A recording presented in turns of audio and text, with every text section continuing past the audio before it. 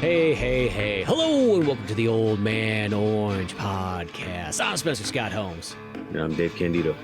We're coming back at you with some more Rambo Part 2, or Rambo First Blood Part 2. I always thought that name was kind of a goofy, like... Rambo it was like 1, First Blood Part 2. It's like one of those ones, like, that, you know, they had First Blood. It was made off the book and everything like that, so that was the definitive title. And then they go, well... Gosh, you know what's a better title? It's really Rambo. Let's be honest. That character's name's fantastic. You're like, well, we want to use that in the second one, but we want to make sure people still know that it's a sequel to First Blood, so we'll just put both those in. It's almost like they had two ideas for two different titles, but then they're like, you know what? We can use both of them. Actually, when I was younger, and I'd only seen snippets of Rambo here and there, I didn't know much about Rambo. I don't even know if I knew who just Sylvester Stallone really was, but I thought that the first Rambo was called Rambo.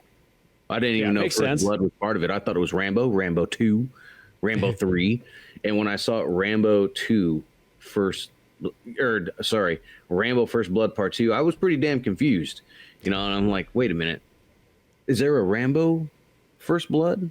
And then Rambo 2, and it was years until I really knew what the movies were. But yeah, no, I think Rambo First Blood Part 2 has to be the movie that I'm positive everyone who watched First Blood wanted to see, because you get a taste of who Rambo is in First Blood. Yeah, but you get the whole kitchen of the Rambo culinary.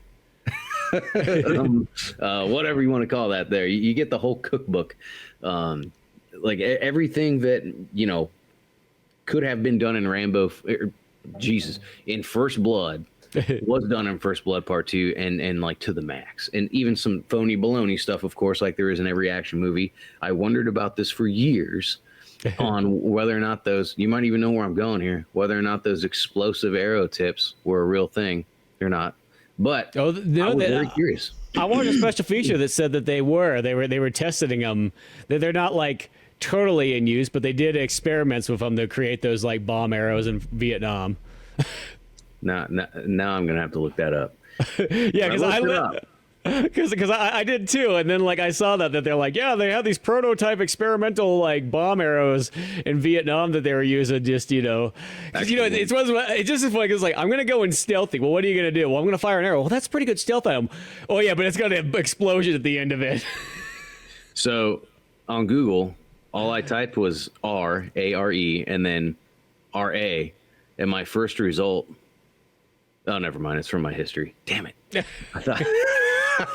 Rambo explosive arrows real, but no, it's from my dang history. I was going to be really excited, but yeah. So, there's, I guess we have found two different evidence to prove that they might be real, they might not be, but in Vietnam, somebody had an idea at least.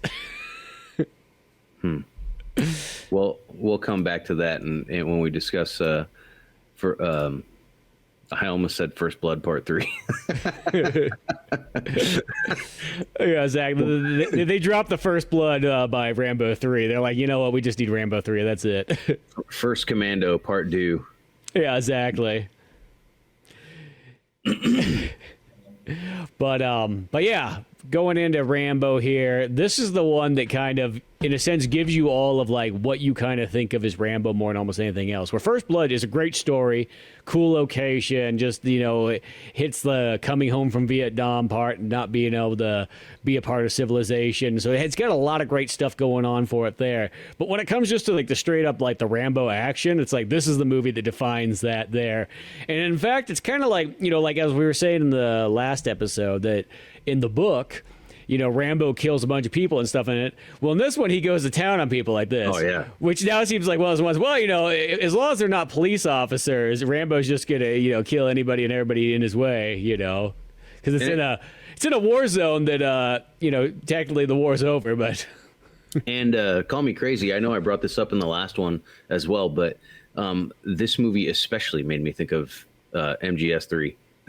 Yes. That's the thing is you see so many of the Metal Gear Solid elements in this one here. It's like, he's got the bandana. Because the first one, it's like he has a bandana, but really what it is in the first one, it's just like almost like you need to tie his hair back. So he takes like a scrap of like that poncho he's wearing from the trash bin. In the first Metal Gear Solid? No. I'm thinking the First Blood. Oh, that's Rambo. right. That's right. Because he's pretty much got that one. So it's not really meant to be like a headband, but he kind of just has it on. But it works. It's like you see that you go, oh, that's kind of cool. And this one's like, okay, we'll take that a little bit farther. He's still taking like a strip of cloth and tying it around his head. But that means a lot to him. That's exactly. The same thing in stinking Metal Gear Solid 3. Where the boss, he rips the thing off, and then but he's got a headband now. Oh gosh, there's just so many things. I mean, I think we probably even talked about it also in the other episode. But Hideo Kojima is like the encyclopedia of action movies and stuff. I think it even goes beyond action movies. That guy just seems to know a lot about film. Yeah. And it clearly shows. I mean, it's some things he did are pretty much complete rip-offs, but that's okay because they're still super exciting and fun. But I can't, through the whole movie, like I'm thinking when he first goes, back to Vietnam and he's going through the woods and he meets Curbelo and everything. It made me think of Virtuous Mission and then how it fails, and then he gets captured and he's going through all this other stuff, and then there's Operation Snake Eater. It's a little different how they both work, of course. They're two different stories, but I was like, man, this really had to have been some inspiration here for that game. I always think that this movie right here is probably one of the main inspirations for Metal Gear Solid, because I know people always go first and foremost to Escape from New York, but I'm like, really just I think more just the name. Snake is what looks like Snake Plissken. It's that, but I think everything else is very Rambo, though. Like, I feel like Snake is actually more Rambo than he is Snake Plissken by far. Yeah, no, that's for sure. The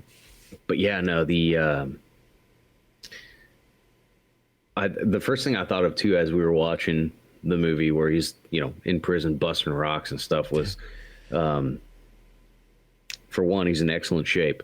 I know that's gonna work you out anyway, but I mean, he looks like he's in the gym 24/7. Well, he's getting trained by Franco Columbo, so he is pretty much in the gym 24/7. And I love that. I don't know how many action movies up until this point did this kind of plot device that you see in plenty of other action. It becomes a real cliche thing in Hollywood, I think, when it comes to action films, is where there's this veteran who's like the bee's knees when it comes to special operators. It's like no one's better. And retired for 20 years, and somebody comes up, hey, like to their house. Kind of like in Commando. Go to John Matrix's house.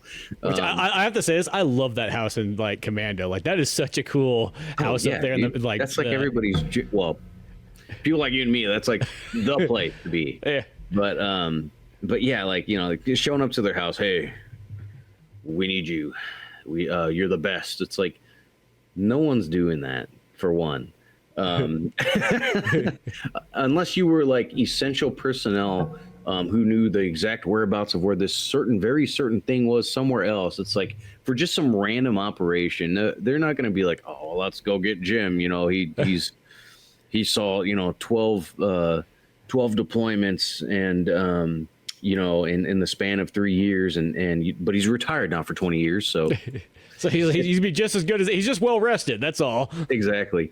So I don't know how many movies have done that up until this point for First Blood Part 2, but as soon as he went on that, I just kind of chuckled a little bit, and especially when Troutman tells Rambo, like, hey, so we tried to look up and see who the best people were for this, and you were amongst the first three, and whatever. And like, you're right here accessible. And then he tells him what the operation is. And then, so what does John Rambo say? Well, why me? Like, Well, I'm pretty sure he just told you because you're the best, and you were selected. Like, Yeah, the other guys didn't pick up their phones, so yeah, that's why we're here. Troutman's like, well, Rambo, I don't know how much easier I can explain this to you. But, yeah, I'm gonna get you out of prison here. You do this mission. The president, Jimmy Carter, might or no, we're in the 80s now. Ronald Reagan's gonna pardon you. So. At least I know where I stand in here. Yeah. I love Stallone, and I really like. I know a lot of people criticize him for his for his voice acting or whatever, but he's so unique. And that's the thing. You're never not gonna know that it's Stallone. He sounds like the guy that sits out in front of your grocery store. That's going to tell you about all the different things they've done in their life and bitch at you until you give them $1. But except for Stallone's actually got an interesting life. That's the difference. Yeah. He always wants to be like he's like the the blue collar guy who just shows up here and helps everybody out. But yeah, I just thought that was hilarious. And then of course he takes the bait, goes on this mission, and then from it's another proxy war kind of thing, politicians game, and it's kind of what I loved was I had no idea that. Oh wait, have you seen the Karate Kid? Yeah. Okay. Well, you haven't seen the Cobra Kai series, right? I've never seen that one. Yeah. Enjoyable series. I think I've told you before. It's enjoyable. There's a lot of stupid moments, but it finishes out Johnny. What's his name? Johnny Lawrence is his story, which I think is far superior to Daniel-san's. Johnny Lawrence is awesome, especially in that show. Like. He's a super badass. Like when you watch that show, you're like, how could I not root for this guy? He's great. But anyway, his master John Kreese is in First Blood Part 2. So I didn't put that together. You're right. Yeah, as soon as he came, and I'd only seen the back of his head at first. I'm like, I'm pretty sure that's Sensei Kreese. And they showed his face, and of course, it's him. And he is much less of a badass in this movie. In Karate Kid, he's kind of a psychopath, and but in this one, he's really just it's kind of funny, right? Because he's more or less a mercenary. He's a CIA assassin. Yeah. Or not assassin, but a CIA operative. And John Rambo, who's been in prison for however long, just comes up and bullies everyone. Not necessarily, but I mean, you know what I mean? Like people are talking to him and he just doesn't care because he's like, I'm just here. I'm just Rambo. Yeah. I mean, some of the guys there are probably thinking he's like special ed because he's not answering to anything. He's just like aimlessly walking around the computer room, checking things out, pushing buttons. Terrified. What are these? The computer. I don't know what the director or what he was going for with the whole animosity with the computers and stuff. It was. I mean, I guess I kind of understand, but it's also kind of hilarious to me. Well, that's kind of like a weird, like almost like third plot of the movie or whatever you want to even call it, is that there's this, for some reason, there's this computer system set up. And I think it's just because computers are just kind of brand new and interesting. So like, how can we work computers into this movie? They're like, so what we do is we have this like data that's for some reason tracking everything that's, Rambo does. Where this data is going to, I don't know. Maybe this is the create the big boss's kids type thing.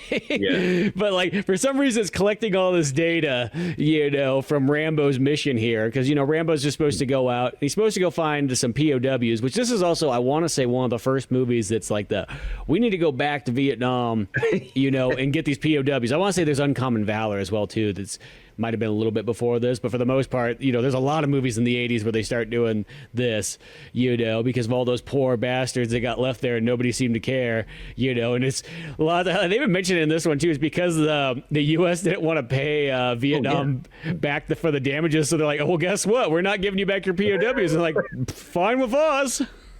That's okay. Yeah. No, that's fine. Yeah, that's some BS. But the bunch of dirty hippies those were, so... You know what? If they were good enough soldiers, they wouldn't have got caught. Be like, slams the phone down, like Jesus.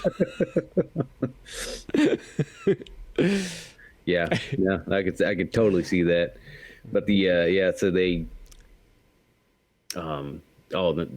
once he actually, gets in the jet, he gears up. I brought this up to my wife too. You see this in so many action movies where the star gears up. They arm themselves to the teeth and get all badass, and then like 2 minutes in their mission, they lose like all their shit, which is exactly what happens. Yeah, I think the only thing he still had was his knife and maybe his bow, his pants. So that's about it. No, he didn't, because he got the bow later on, because he gets it from what's her name, Ko. Her name is? Curbelo. Yeah, Curbelo. Yeah. So it's literally one of those ones, just like Metal Gear Solid. They're like, you know what? We're gonna do this experimental drop into like enemy territory. We're just gonna shoot you out of the back of a plane. You're gonna do this like paradrop in there, and of course they shoot him out. It's like, oh, his cord got caught. Well, maybe we should have tried something so experimental. And I love too, like the guy who ends up being a jerk. He's like, oh, I can't get him free. It's like, you don't have a fucking knife, dude. Like, just cut the damn cord. Holy crap. Rambo like does it himself, don't mind me. I'm only hanging out here getting dragged behind a plane at 350 miles per hour. Let me just cut myself free real quick. It's freaking hilarious. Rambo just thinks that all these guys are just so incompetent. Yeah. And then I loved seeing him run through this jungle. Like, he's been in Vietnam, but I mean, you don't know whether or not he's been to the places at now in Vietnam. It's not like Vietnam's Twainhart, Yeah, it's not some like tiny town or something like that. It's a full-on country. Just running through the woods like he knows where he's going, which is pretty hilarious. But pretty much at the like when he lands, of course. I love too how the what's his name, Murdoch is just immediately like, oh, he's probably dead. It is what it is. And Trump's like, what are you talking about? Like, he got off the plane. He still had his parachute. Like, why just automatically now he's dead? Because there was that malfunction with the strap. Holy crap. But it doesn't surprise me. I mean, I think especially with the setting of the premise and everything, like, we don't care about veterans kind of thing. And the BS that he fed Rambo about being in a certain spot in Vietnam that he brings up to Troutman. A bunch of shady stuff. But when he lands and he's running through the jungle and he's hopping over stones and crossing the river and blah, blah, blah. That's where I'm like, okay, yeah, this is the Rambo that I think we really wanted to see from, that you didn't get to see in the first one. He was doing it out there because he was trying to get away. He was trying to survive. Yeah. And not go to jail, not get killed, whatever. Now, like, Rambo is doing what he can do because he's supposed to be doing it. And that's where, I don't know. It got me super excited again to watch the film because I'm like, okay, now he's going to do like some super cool shit, and he's allowed to do it. Kind of, actually, because of course Murdoch was like, don't engage the enemy. Yeah, you were just out there to take. I love how they're like, we just want you to go out there and take photographs. Like, it's like, you have spy planes for that. Yeah, and I love how like that camera flies off in the backpack anyway. So forget that. Yeah, that camera's way out there. I'm like, yep, Rambo's not taking any pictures. One of those things there. And it's just that weird thing too, because like the whole plan was that like he's just gonna go out there. The people just wanted to like think that we're out there searching for POWs and make it seem like good for like the press and all that kind of stuff. But they don't really care. They're just kind of doing it just to say they did it, but they don't have to come back finding anything. Yeah. Yeah, that exactly. Kind of like style, And going back to Rambo being out here in the the jungles and everything like that, and pretty much this is like the perfect example of a sequel that literally, as you said, it delivers kind of like when you watch one movie and you go like, God, imagine like what this would be like if it had this, and that. And that's 100% what this movie is. It's like, yes, it gives you like the full package. Absolutely. I mean, I didn't even think about that where, there's a lot of sequels these days, and not just lately. I mean, for a long time, that it makes you wonder if the director knew what the point of a sequel was and if there should have been a sequel to begin with. I mean, I know people wanted to see Rambo doing more Rambo things in First Blood. Well, because of the plot, because of the story, you don't get to see that, and it's understandable. But when somebody decided, hey, we should make a part 2 and he should go do all that stuff, great idea. Who wouldn't want to watch that? you know, versus a lot of sequels out there that are just like, man, did anybody even want this? You know, like, and if some people did, like, you kind of made something that there's just a lot of them out there that don't make sense, that don't need to have been made. So that's the worst part too, is you'll see some movies and it's like, dude, it has the same creative team behind it, but it almost seems like they didn't even know what their own movies were. Yeah, you know, it's like the hilarious thing was like you said, the first blood, he dies at the end, right? In the book, yeah. Yeah, and that's what I'm saying. So he dies at the end of the book. There is no sequel. There is no material to go off of. There are stories that have been brought to the big screen or on television or whatever, that there is already all this source material. Star Wars. Think about some of those sequels that should have never been made. Nope. And it's like, there's perfectly good stuff. They could have just pulled out some novels, literally did it word for word, and you would have had a fantastic movie. That it's already there. The groundwork is laid out for you. In fact, you could do this blind and you would get it right. Meanwhile, a book made into a movie. Movie gets a sequel. No source material to go off of because the dude's dead. But they said, no, he's not. We're gonna revive. You know, and then you said that the author ended up making it. Yeah. That's my favorite part. I love it that the author's like, you know what? Sure, I'll write the novelizations for 2 and 3. Like, so he goes along with it. And I will say one cool thing about this one, speaking of writing wise, is like I think the first script is written by James Cameron, like in his early days, because it's like he wrote the script, I think, initially before Terminator, before Aliens and all that kind of stuff. And then what Stallone did is he kind of came in and sort of, I think James Cameron had some a little bit different kind of ways. I think it had a little bit more of a build up to it, kind of like how, how Aliens, like for the first hour, nothing really happens. They're just kind of building up to it, and then stuff all kinds. I think he kind of wrote this one similar too, where nothing really happened for the beginning, and then it just went crazy action and so on. Yeah. But so Stallone kind of came in and just dialed it more into like a vehicle for him and everything like that. But I think the combo of James Cameron and Stallone, kind of in a sense, together, piecing this, really makes it stand out too. I like Curbell's character too. I like her a lot. I think, well, once again, another great decision by the people making this movie. As far as a heroine goes, she's not annoying. You find that a lot in movies, is female or male. A lot of the sidekicks are always just really annoying. They're just literally getting dragged along. Even though this is my favorite Indiana Jones movie, but like Temple of Doom, because if you think about that girl there. Yeah, she's not Short Round. It's about the blonde chick, Steven Spielberg's wife or whatever. She's always just nagging him the whole time and so on like that, and doesn't want to eat the Indian food, and doesn't. Why are want you here? Yeah, exactly. Kind of that thing. Even like Short Round practically says that, like. That's what the new movies are missing. Short Round. Yeah, he should have been in all of them, in my opinion. Dr. Joe. But yeah, no, Curbell's not annoying. She's skilled in more ways than one. She kills a lot of people. Kills an assload of people, and she's attractive. Yeah, and so what do you have to lose with this character? Nothing. And it was kind of hilarious. My wife, while we were watching, my wife said something like, "I bet she's not even Vietnamese." And I look it up. Sure enough, she's British and Chinese. But well, I was saying that same thing too, because like a lot of times in these older movies, it's like when they get people to play, like in a sense, like whatever Asian country it is, it's like they get the like they find like the actress that feels like they're like the least amount like Asian. I know, right? They always do it, or they'll get like the ones like, well, she's like half German, half like Japanese, half German as in she's like 80% German. A Mexican flag tattooed on her shoulder. It's always the weirdest thing, but you can always notice it. Or it's like 007 movies too, like when the early days ones, like a lot of times they'll just get like some British chick that happens to have dark hair, and they give whoever model was famous at that time, they just give her a makeover and here you go. Yeah. So it's like, well, it's that weird thing that like I don't know. They always have this fear back in the day that I felt if they went full Asian, it would like throw off the American audience. I don't know why. Oh, even movies like that still happens a lot with.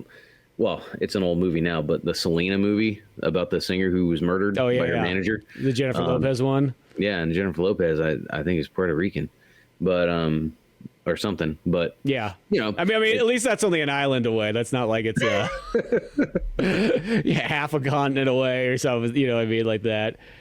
Or it could be like, even though I do think like back in the day, you used to have like acting where like, like Al Pacino playing, Tony Montana. So he's playing a Cuban in a sense, though he's Italian. Yeah, I thought that was pretty hilarious too. And I know nowadays people get really weird about that kind of stuff, which this is all I have to say. Isn't the whole point of acting that you're supposed to play somebody you're not?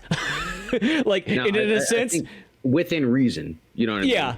Well, because I think back in the olden days too, like I think, nowadays people would never do this where they play like a completely different race or something like that.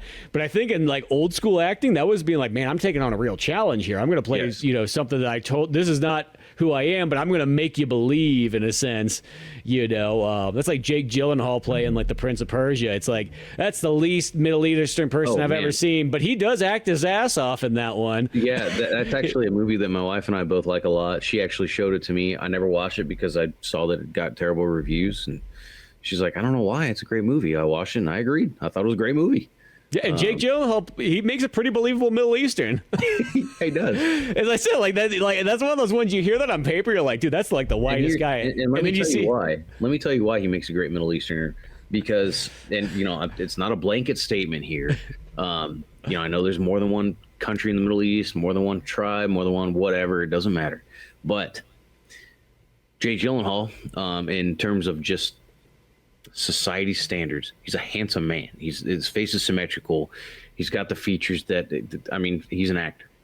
He's a handsome actor, and he's got strong features similar to that of a lot of Middle Eastern men. And when I was in the Middle East, there was a lot of dudes that were coming onto my base in Jordan who were contractors. They were Jordanian and working towards coming to the U.S. or working towards leaving Jordan and going wherever.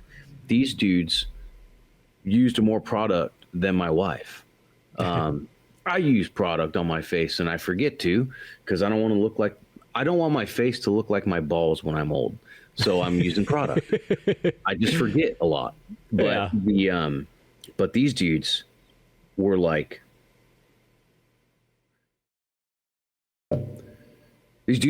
beautiful, and it's kind of weird to say, but no, and they looked like Jake Gyllenhaal is my point. Well, yeah. So I mean, because I've heard people say, "Oh, he's a white dude playing," I'm like, well, I don't know if you've ever been in the Middle East, but there's a lot of fancy looking Middle Easterners out there to look like Jake Gyllenhaal. But I don't know, it's kind of hilarious to me. Well, the thing is, the main thing at the end of the day is he actually looks legitimately like the character in the video game, and that's the most important part, in my opinion. Who cares what he is? Who cares what she is? They are whatever. Do they look like that person, or at least close enough? And do they do a good job acting? Then who cares? Did you enjoy the movie, or were you that mad throughout the whole movie? Like, yeah, to me, it's just one of those ones like I really think that people that don't like that obviously just don't understand what acting really is.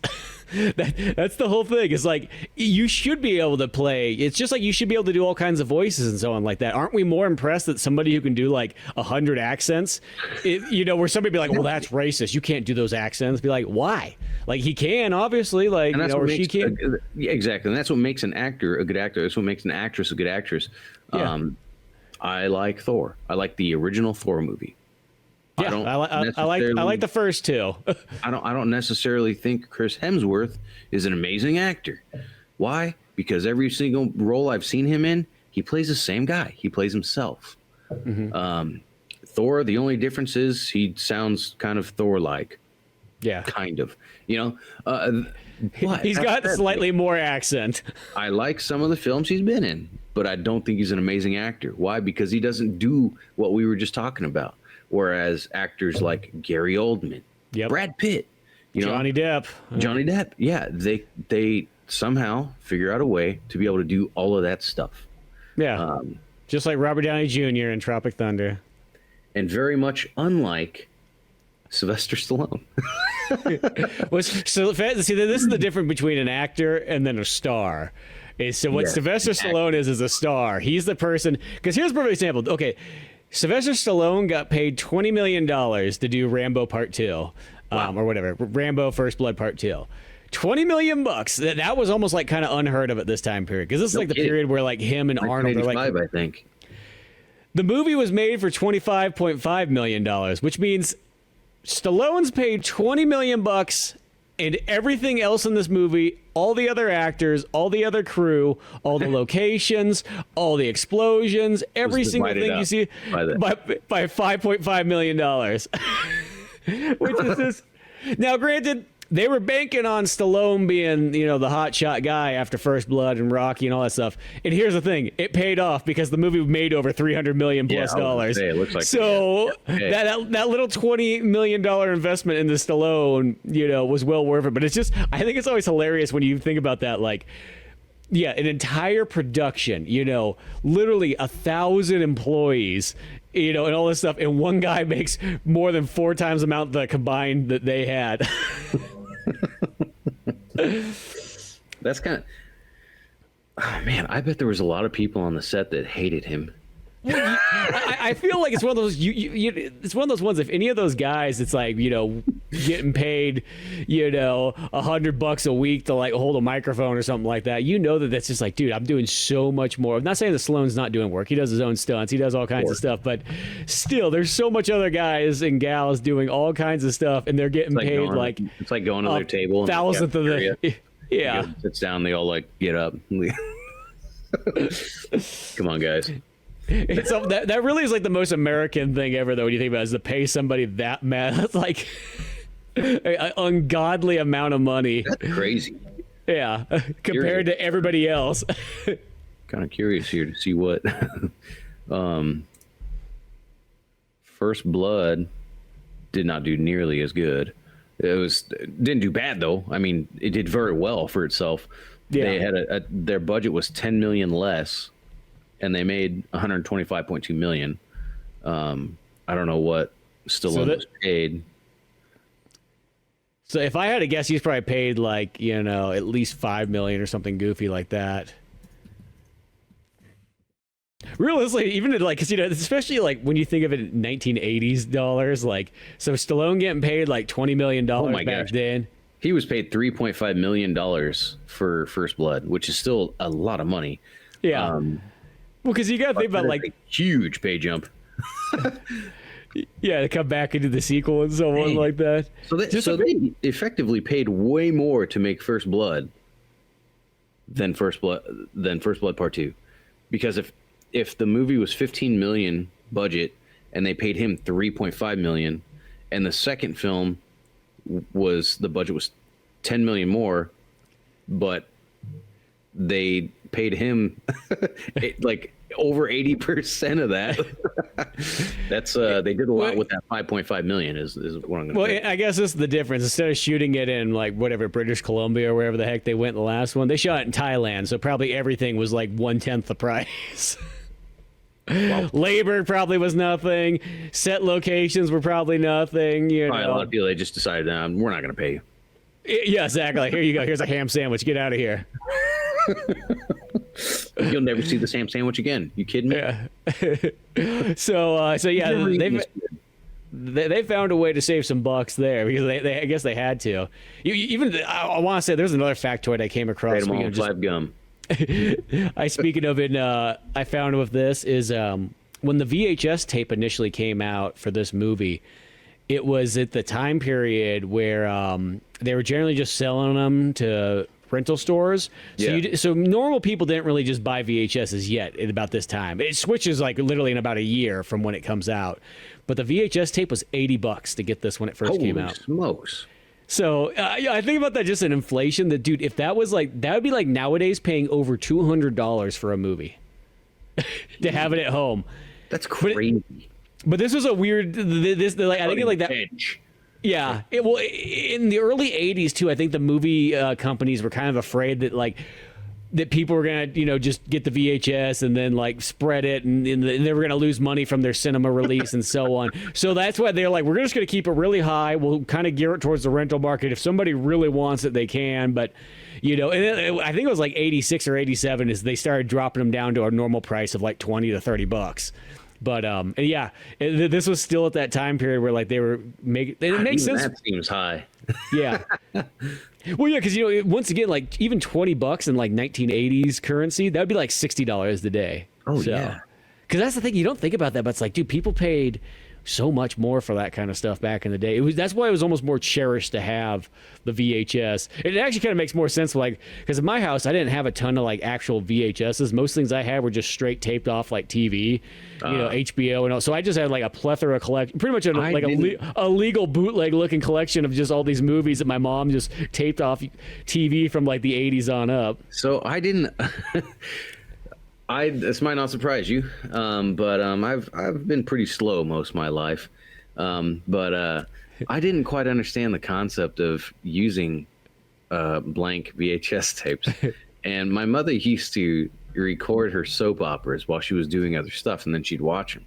I didn't realize that she would continue to tape over and over and over these shows, and she'd watch it. Okay, she didn't need to watch it again. She'd use it, record over it again. So I'd seen her recording her soap operas, and I asked her one day, I'm like, hey, I would like some VHSs, some blank VHSs, because I want to record my shows too. She goes, oh yeah, sure. So she gives me a couple, maybe two or three, I don't know. Yeah, like a pack. And I'm recording Dragon Ball Z every day, but I'm not watching and re-recording. I just keep recording them and recording until I have like stacks of all the Dragon Ball Z. And my mom, she's like, because I'm like, like at one point she's like, why you have all these VHS? I'm like, yeah, I'm recording, and she's like, well, you're not gonna watch them? And I'm like, no. And I just recorded like, I don't know, from like the Saiyan saga all the way up to the Cell saga, and just all these episodes of Dragon Ball Z. And then finally she's like, we don't. I got rid of them, all of them. Like I watched maybe 2 of those VHSs, and then like just they're gone. But yeah, that was man, I wasted a lot of film. Well, yeah, because there's multiple ways to use the recordable You could use the VCR like your mom used it like it was a DVR, realistically. It was a proto DVR. Exactly. She recorded, she watched, skipped through the commercials, and then re-recorded again. Or you just used it like a bootlegging device where you recorded movies and stuff because you didn't want to pay for them, so you just got them off HBO or TV. And ironically, nowadays, those tapes because back in the day, it used to seem like the cool thing to do would be to skip the commercials, and you'd manually just stop and re-record and keep going. But nowadays it's cooler if you find VHS tapes that still have the commercials in it, because that's where all the nostalgia's at and so on. Exactly. I mean, it's cool for multiple reasons. Like, well, I mean, exactly what you just said. I was just about to regurgitate what you just said, but yeah, like I would imagine, even though I think it sucks, to have recorded that Star Wars Christmas special. Yeah. And then whatever weird ass commercials it might have been in between, like you could probably make a lot of money off of that, because I don't even think you can buy that movie. It's not on any streaming platform. You can watch it on YouTube. Yeah. And we tried watching it on one of the last holiday seasons, and we got like 2/3 of the way through, and I'm like, this sucks. And we turned it off and watched something else. I'm like, this is really weird. And this weird like sexual fantasy that Chewbacca's dad's having, like that was weird as shit. Yeah, no, it's bizarre. Really, the only good takeaway is that cartoon segment. I like the animated part. That was the best part. Yeah, that part's really good. Why more of this? And the animation, I think the animation looks cool and everything. The weird ass, what's his name? Han Solo. Every time he talks, his face goes like that. Yeah. And Boba Fett and the colorful armor and just being a butthole and. Yeah, it's very 70s. Yeah, I watched through that whole thing once for a podcast, and that was the only time I kind of did. But yeah, that's the thing is if you have, certain VHSs, which is a bummer because I used to have so many of them. I'm kind of bummed my mom at one point recycled them all, and I only have like a couple left. But God, I would have had a great collection that I could have. Go nuts in your house. Mom, what are you doing? That's just there's those moments where it's like people cleaning up stuff, and then it's like always regretful. I don't know. Oh, dude, I'm always super nervous about vacuuming in here because of the little parts from my clones and my stormtroopers and Yeah, stuff. vacuum up a pistol or like a lightsaber or something like that. Exactly. Yeah, man. Exactly. But I need to put some like plexiglass or something over that. I don't know.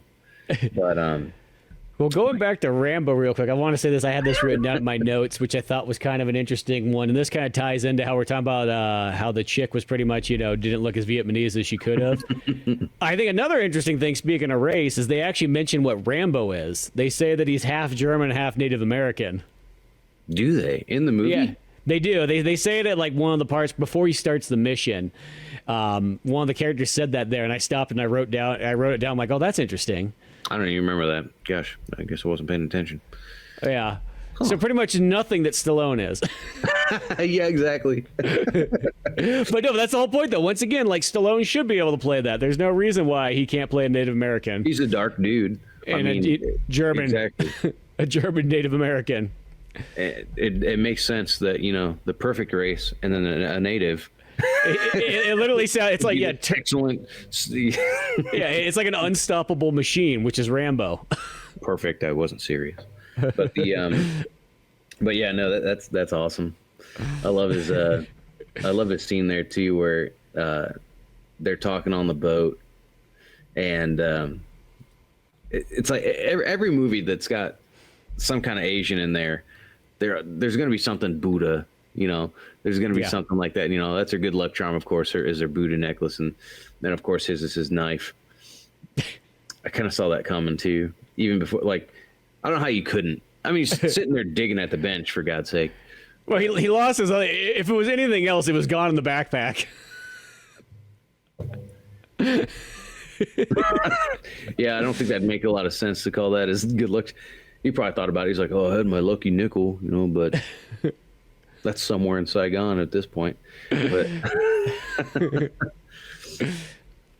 but no, that was I was bummed when they killed her off. That was, I don't know. I feel like you got to expect characters like that to go by the wayside in films like this. Yeah, because Rambo can't be happy. That's kind of no. If he was, the other movies wouldn't happen.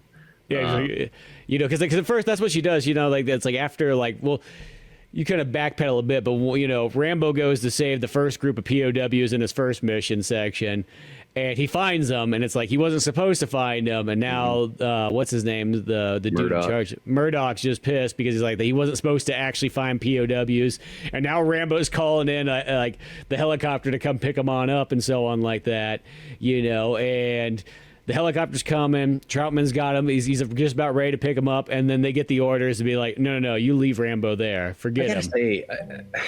I get it. If things would have gone differently, the movie wouldn't be the way it is. So that's always got to be kept in mind. But I kept wanting Troutman to just I don't know, use his special forces skills and knock the dude's pistol out of his hand and be like, fuck you, we're going to pick up Rambo.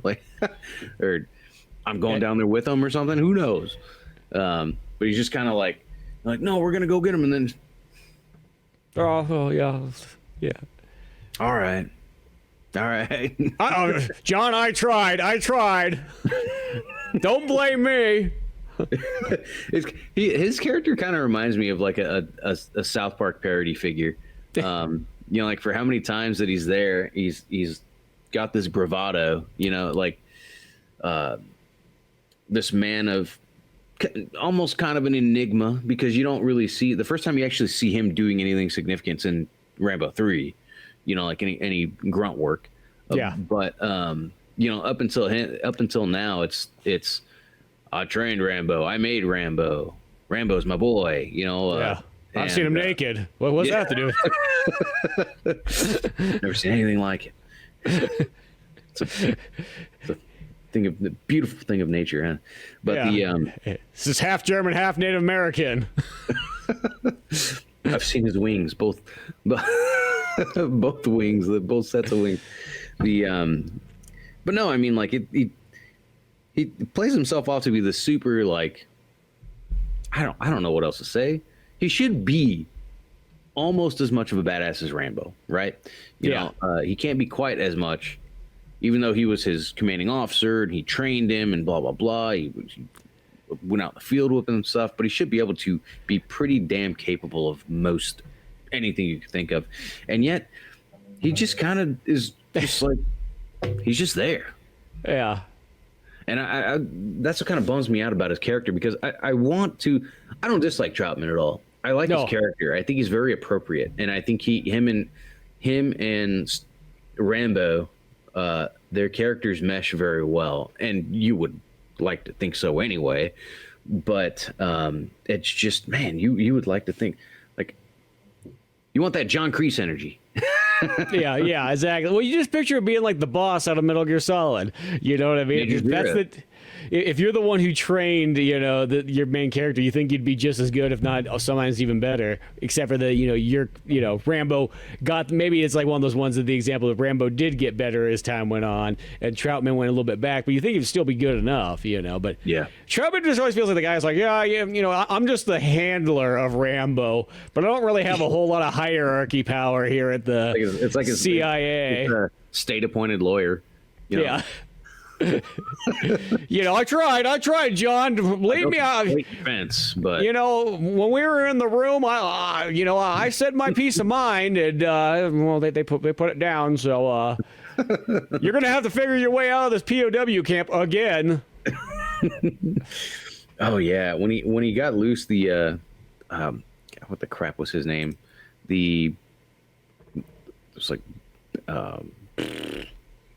Crap was. I think the other POW that he got out, Balford, I think. No. Yeah.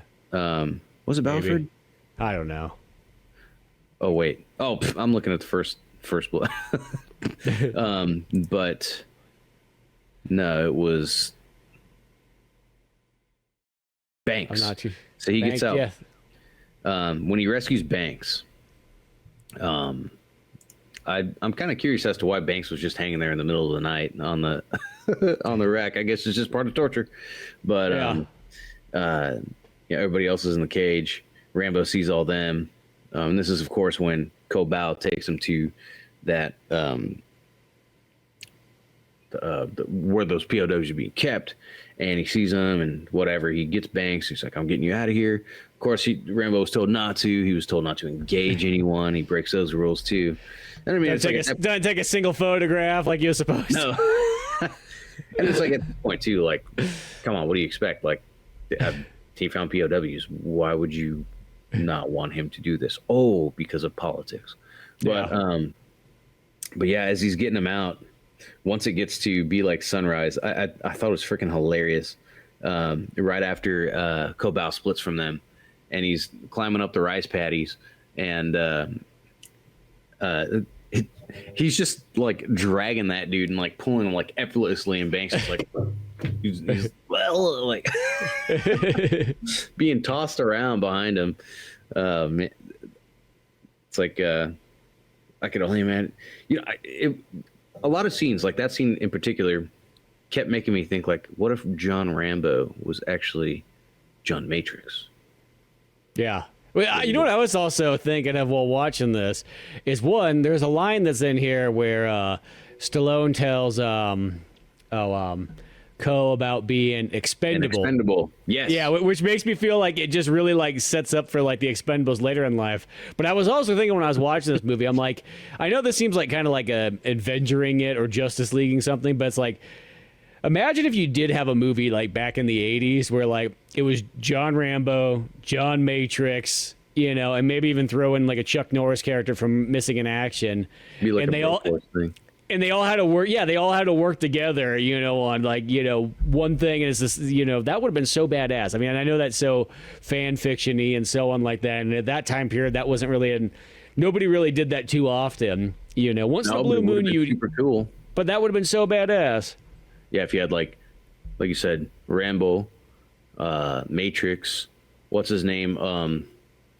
I'm just gonna say Jesse Ventura from Predator. Well, when I was thinking I was trying to think of all the movies that were kind of like, I guess, somewhat realistic, that like all had like the military type characters. That's why I was going with Chuck Norris and Missing in Action, yeah, Rambo and Matrix in a sense, because those ones are all kind of, because I thought about that too with like Arnold's character and like Predator. But I'm like, yeah, but then the Predator throws in a whole other like can of worms because now you got sci-fi stuff. No, you don't need to include Predator, just character. Yeah. Then I tried to think of a Van Damme character, but I can't think of any other than Bloodsport and Universal Soldier, which is later anyway.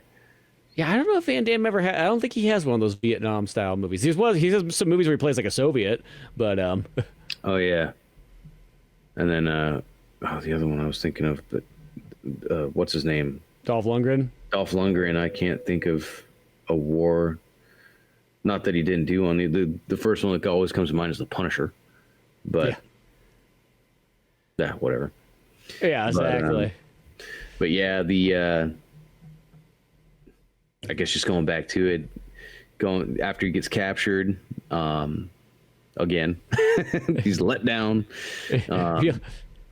I was curious to see what was going to happen to him after that because I couldn't really remember. Real nasty, real gross, being submerged in poo. Yeah, pig poo. And leeches. Yeah. I love the entrance of the Russians. I can only imagine what fans at that time were thinking, because it was kind of almost the height of the Cold War at this time, and it's probably just like people in the audience like smashing their popcorn, like, "It's them fucking commies, man," and Spetsnaz coming down in their like helicopter. And of course, the perfect portrayal of the Russian gentleman, these savages. It's okay, we'll work this out, and of course Rambo they can't break him, not at all. Electrocute the crap out of him by a giant Russian man named Yushin, or whatever his name is. Which I will say that like electric setup that they have, I think it's really interesting. Is it's just a mattress. Yeah, it's just a mattress flipped up on the wall, just the springs, and he's just strapped to it, and then they hook up the electricity to him. Like, that's actually kind of a badass torture device. I don't know if I'd admit that to too many people. Just in design. Like, in simplicity. I'm like, we can make one of these right now. But yeah, no. I got a car battery and everything. Even that scene, even though it's not the same as the torture with Snake in number 3, even that scene made me think of that. Well, it makes me think of Metal Gear Solid 1, though. The torture scene with Revolver Ocelot where he's electrocuting him. Yeah. So, because there's a lot of those elements, too, that even in this one that I feel fit into Metal Gear Solid 1 as well. Mm-hmm. Especially even Metal Gear 1 and 2. Those I have to finish. They're pretty short, but I started playing them and I'm like, dude, they're really, especially, dude, Metal Gear 2 is extremely good, and like nobody ever really plays that one, those MSX ones, but like I have them both. Yeah, because they come with 3. Yeah, dude, but I kid you not, like one's totally worth playing as well too, but 2, you see all the elements of Metal Gear kind of come together in it, and it's, to top it off, it's an extremely good game. Huh. I'm definitely gonna have to finish those up. But yeah, what was it? Oh, this is where Cobalt makes her grander entrance,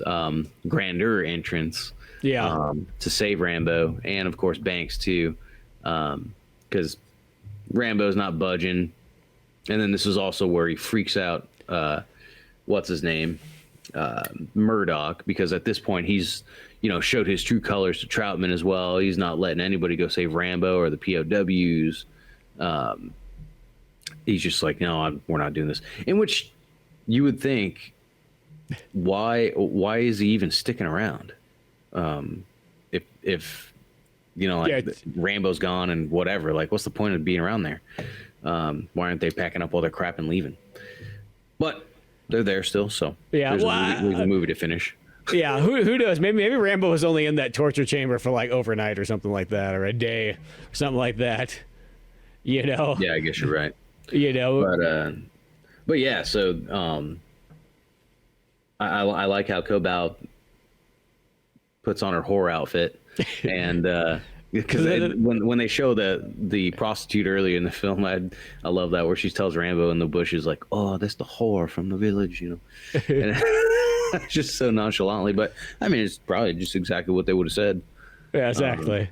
And tricks these dudes into thinking that they're gonna get some action. And well, I guess they did get some action in dying. Yeah. Pulls out this super cool silenced weapon. Yep. And goes and just frees Rambo. Shoots them from under the floorboards and but not before Rambo did get his torturing in and got his little cut on the face with his knife and then he beats those dudes with the microphone. So. Yeah. Because for some reason the Russians really want Rambo to let his people know that he's alive and that he's in a POW camp. And so what that was at first, the first time I watched that movie, I didn't quite understand that dialogue, why they wanted him to say all that stuff. But after being in the military, I do understand. So like the guy who's in control, the I don't know what his title was, but the Russian guy, the main Russian guy,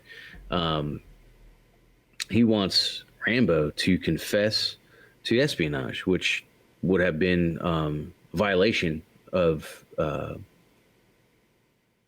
whatever, like neutrality agreement or whatever, because there's no war going on. Correct. Yeah. And there'd be a big deal, if an American soldier was like, I'm doing this and I'm was caught, I'm in prison because of espionage, like that'd have been a big deal. And that's why he wants to do that. And I killed like 25 Vietnamese along the way. Yeah, exactly. But he doesn't. And so, instead he threatens Murdoch, and then, which is great because he's in there peeing his pants. And then he, smashes those other guys up. And then that leads to like where some of the super cool combat, comes in the eve. Those explosive tipped arrows. Yep. Rockets. Poor Curbelo. Yeah, sadly enough, she's like, you'll take me to America. You'll take me, Rambo. And he's like, yeah, America, yeah, sure. Rambo's kind of going like, I don't think they want me back in America. Let's be honest. Yeah, no shit. Shit, the last time I was there, I literally got an entire town against me and blew the living daylights out of it. I've been in jail. I'm supposed to get a pardon from old Ronnie Reagan right now, but I'm not even too sure about that anymore. Man. Yeah, it was kind of, it's not funny per se, but it did kind of make me laugh a little bit where right when she, they escape, him and Curbelo get out of there. They're kind of like tending to whatever scrapes and bruises and shit that they have. He's got a big cut and she takes care of it. She rips her dress and puts it on his hand. You look like shit, Rambo. Whatever she said. And he's like, gives her the, hey, what you did for me back there, I'll never forget it, And like, it's his big meaningful, confession. And But like jokes aside, it's good. I feel it. Thank you so much. This is the best. You're like you are like one of my Green Beret compadres. I can never forget this. And he might be developing feelings for her. And then she tells him like, where are you gonna go now? Oh, I'm going to America. Take me with you. Then she kisses him, and she kisses him, and he reciprocates. And my wife says, well, he's definitely no snake. Because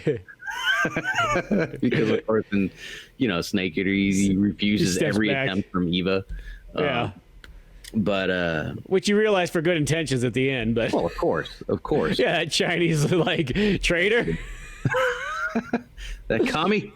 But yeah, then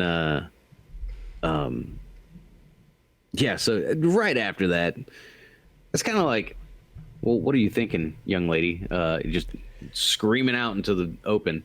But yeah, so they talk, they kiss. She walks out in the open, gets blown away, and dies right there. And it's like that was the last thing Rambo needed to just go ape shit on all the rest of the Vietnamese guys in here. Exactly. So, he puts on the bandana, he grabs the jade necklace and everything like that, gets the guns, he gets the bow and arrow that she gave him and whatnot, and just goes on like literally a killing spree to get these POWs out.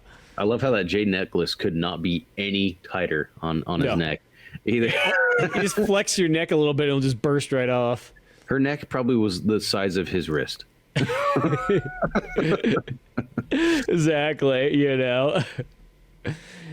And then then you just get like literally a fantastic like ending action scene that really is actually probably one of the top tier best actions runs that you could have in almost any movie. For sure, dude. It's so good. The explosions are great. They literally blow up like real stuff in it. Because a lot of time when I was watching the movie this time too, I was kind of going like, well, what is there any models and stuff being used? I don't think there actually really was. I think most of the stuff was literally like real things blowing up. Because a lot of times, you'll have like a building blow up and it's a model and you can always kind of tell. I think it's still cool. I love models, but there's mostly always, and even in really big movies, like, I was even just watching True Lies just recently, when they blow up the bridge, which I know they're not going to blow up the actual bridge down there, but it cuts to a model and all that kind of stuff, but in this movie, I literally don't think if there is models, they're very rarely used. I think it's a lot of real just explosions, real helicopters flying in,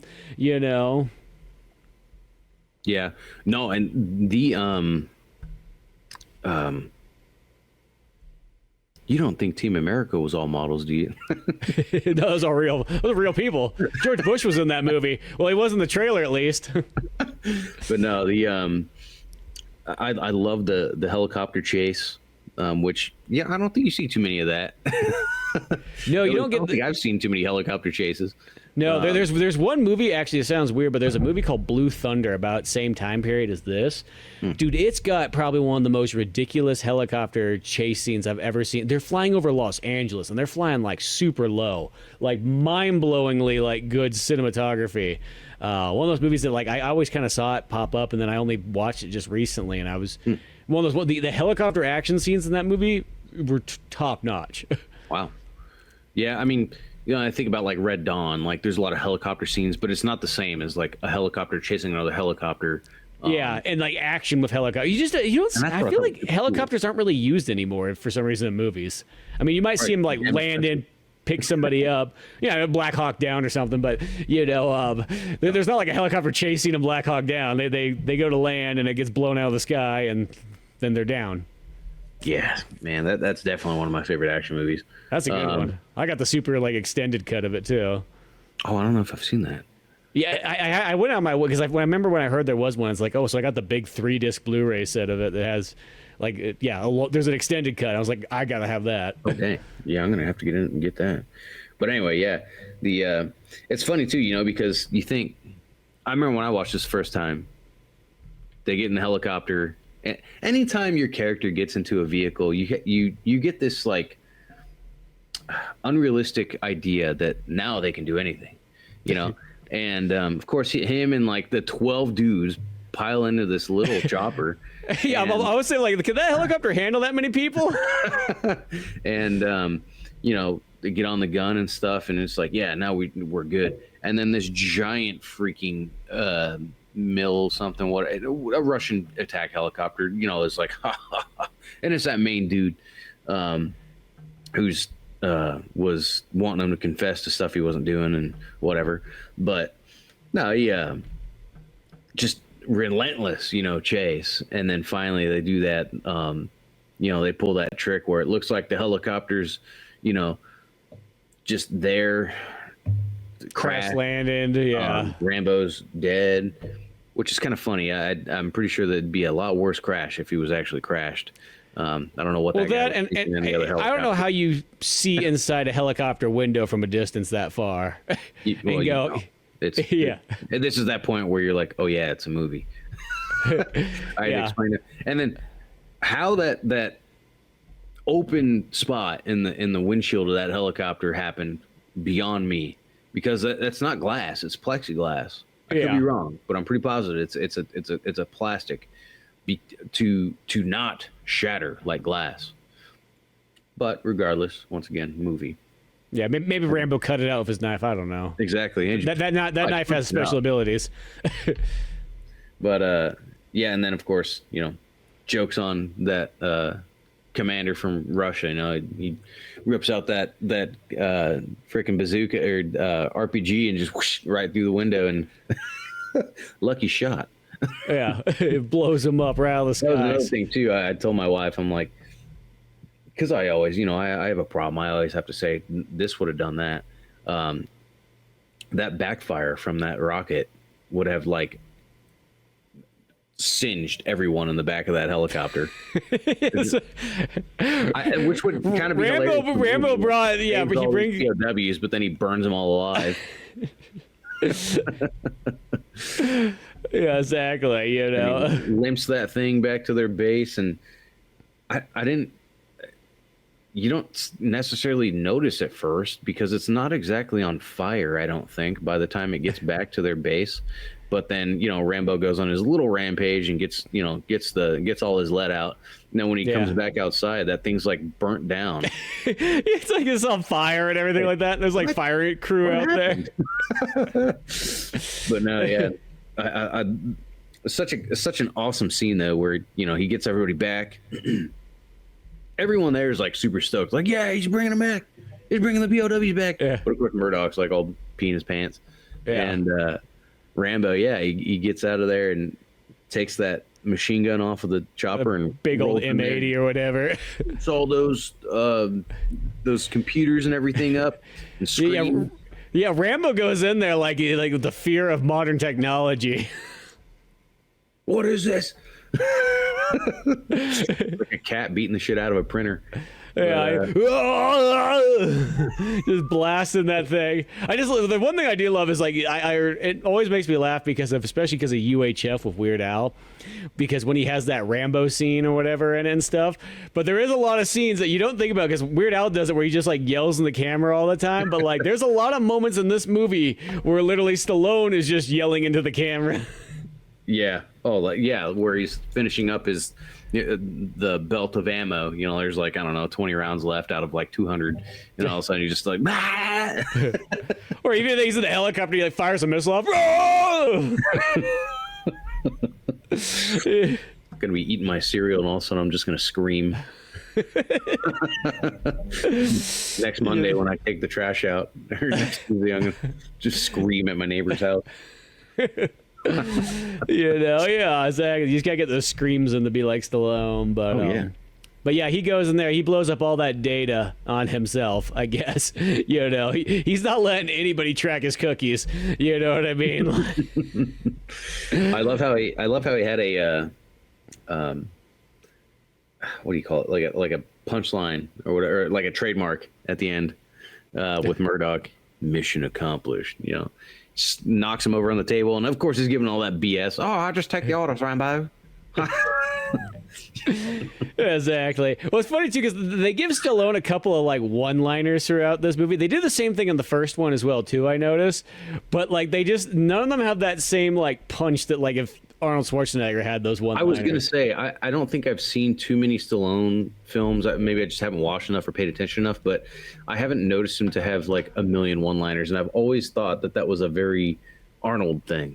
Yeah. You know, like in Running Man, Commando especially, but like all the time the one-liners, and I love it. Yeah, they're great.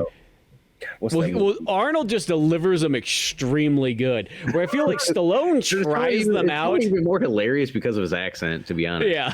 Where Stallone tries them, but they always seem weird. Like, you know, like, I mean, if there's one, this is a lot more modern day movie, but there's one where, a bullet to the head was what the movie was. And there's a part where like he's talking to like the Asian dude from Tokyo Drift. I know that sounds like that's Han, the main guy. Let me rephrase that.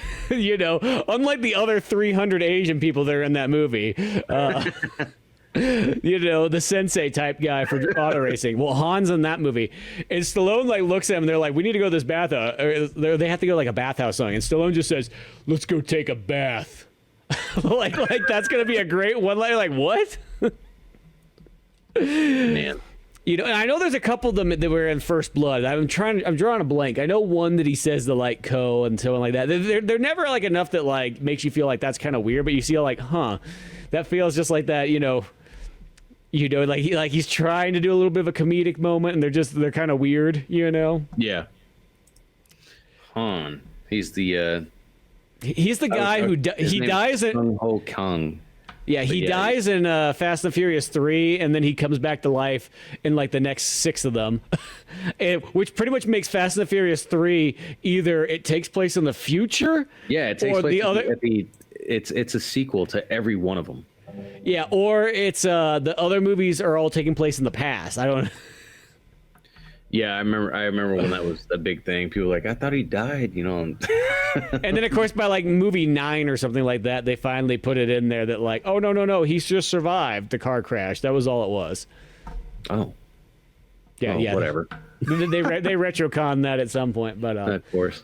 Still, I think it's just funnier that the fact that one of those movies is either futuristic and the other ones are in the past or whatever. But yeah, so Stallone's got some lines on this one. Actually, similar to kind of like Cobra as well, too. Cobra, he's got some interesting ones there, too, which is the same director as this one, which is George P. Camastos or whatever. But yeah, for the most part, Stallone tries them. They just kind of are there, But Stallone's better at just being his serious Stallone-ness. Oh, yeah. Well, and the final lines he has in the movie, as he's after he made Murdoch poop his pants, said mission accomplished, and then walks out. He's BSing with Troutman as that helicopter's burning to a crisp. He's like, well, what are you gonna do now? You're gonna get another medal. And he's like, give it to them. He's like, well, your country could still use you. And he's like, well, what do you want, Rambo? What do you want? You want the moon, Rambo? But he delivers that speech about, I want what every vet wants. I want to be respected, for what we've done for the country, blah blah blah, and great lines. Yeah. Like you said, not very Stallone lines.